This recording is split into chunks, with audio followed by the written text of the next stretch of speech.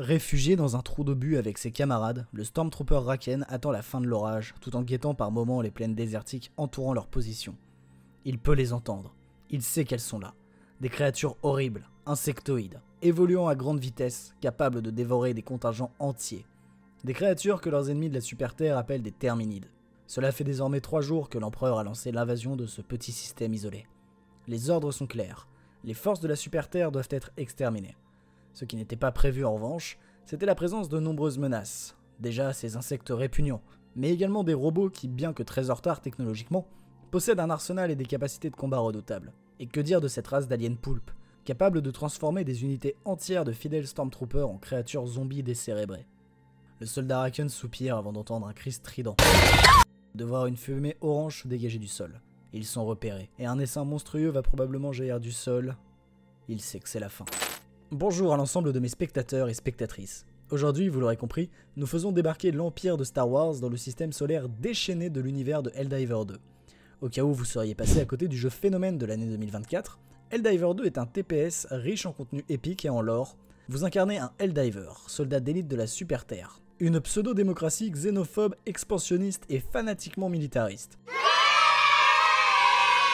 Possédant une flotte de vaisseaux considérable, une armée imposante et des technologies remarquables telles que des ogives nucléaires, des Hellbombes capables de faire des dégâts redoutables, des tourelles automatiques déployables et j'en passe. Cependant, il y a tout de même un écart colossal de moyens entre les technologies de la Super Terre et l'univers de Star Wars.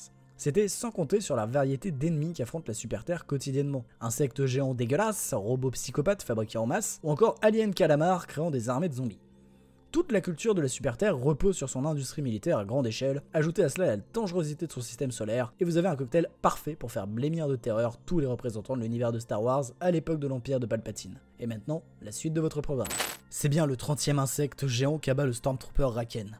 Épuisé par les combats, son armure en charpie, il regarde les quelques survivants de son unité, ayant accepté depuis longtemps que son destin était de mourir sur cette planète lointaine.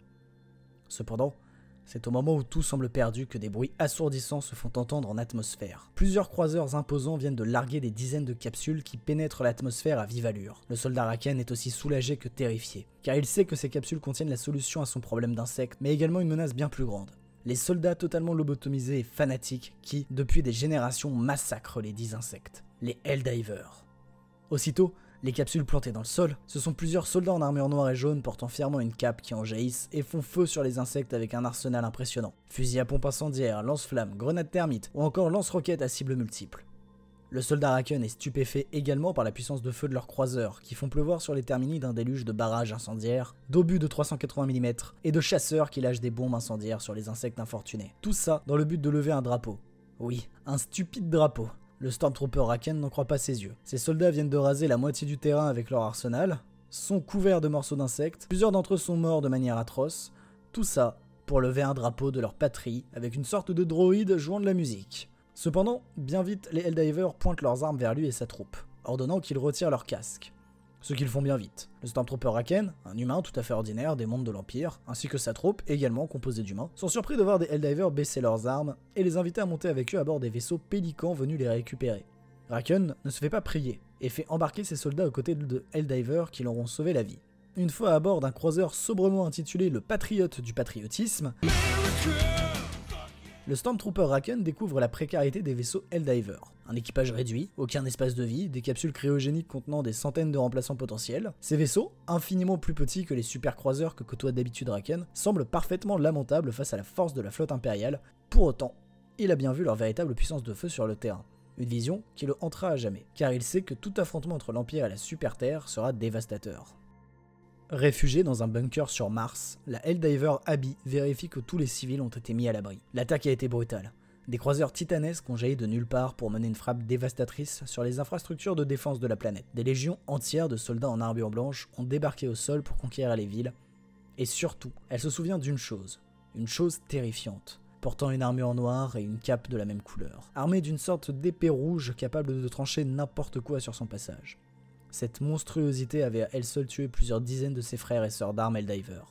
Abby le sait, l'armée régulière de la Super Terre ne fera pas le poids face à une telle force de frappe. Nombreux sont les Helldivers qui devront périr pour essayer de repousser ces nouveaux envahisseurs qui menacent leur glorieuse démocratie contrôlée et leur précieuse liberté. Portant son regard sur les civils abrités dans le bunker, elle attend désespérément que son frère d'armes, un certain Stan, finisse d'envoyer le signal de détresse sur le terminal de sécurité.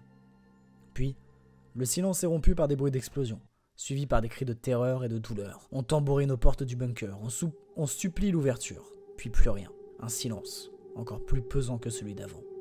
Soudainement, les portes sont déchirées, et une lame rouge illumine la pièce. Abby dégaine son arme et fait feu vers la créature de ses pires terreurs, le Seigneur Vador, qui, usant de la force, dévie les tirs sans aucun mal, avant de trancher dans un véritable carnage tous les civils sur sa route. La Helldiver sent soudainement sa gorge se nouer, ses pieds se détacher du sol.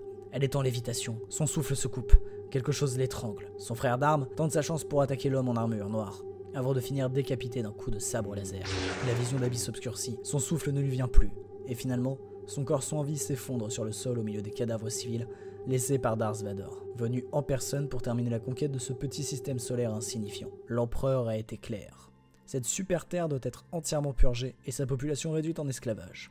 Quant aux factions présentes, la vitrification de leur planète a été ordonnée par Palpatine. De la même manière que la planète Mandalore, les mondes Terminides, automatons ou illuminés, voient des centaines de bombardiers impériaux lâcher une quantité d'engins atomiques, faisant passer les Helldivers pour des enfants de cœur.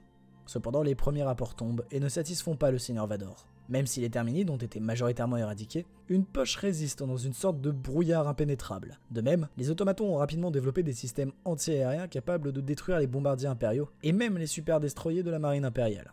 Quant aux Illuminés, leur technologie de bouclier se montre bien plus résistante que prévu. Quant aux membres de la Super Terre, ce sont bien les seuls à avoir reculé sur tous les fronts. L'attaque impériale a été radicale. Déjà assaillies de toutes parts, les forces de la Super Terre n'ont pu offrir qu'une résistance symbolique face à l'Empire. Néanmoins, la situation a changé.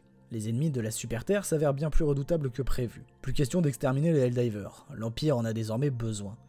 Dans un intérêt de survie, la Super Terre a accepté à contre-cœur de devenir un monde impérial et d'abandonner son indépendance, tout en conservant cependant son système pseudo-démocratique.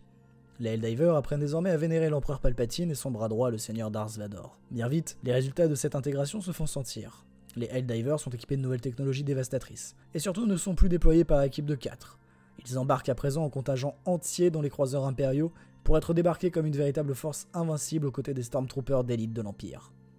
Rapidement, devant une telle force, les automatons reculent sur tous les fronts, acculés sur Cyberstan, tandis que les Terminides restent cachés dans le brouillard galactique. Les Illuminés restent la seule véritable menace. Leur trou noir permet de ramener toujours plus de vaisseaux, soldats et équipements technologiquement avancés, sans parler de leur capacité de transformation de dizaines de légions impériales en vulgaires zombies. C'est la fin de cette vidéo. Si vous souhaitez imaginer la suite de ce scénario, n'hésitez pas à écrire quelque chose dans les commentaires. Je me ferai un plaisir de vous lire. Si mon contenu vous plaît, n'hésitez pas à mettre un pouce en l'air, ça m'aide énormément dans mon travail. Vous pouvez également partager la vidéo, ce qui me permet de gagner en audience et de me motiver un peu plus à sortir des contenus réguliers. On se retrouve très vite pour les prochaines vidéos.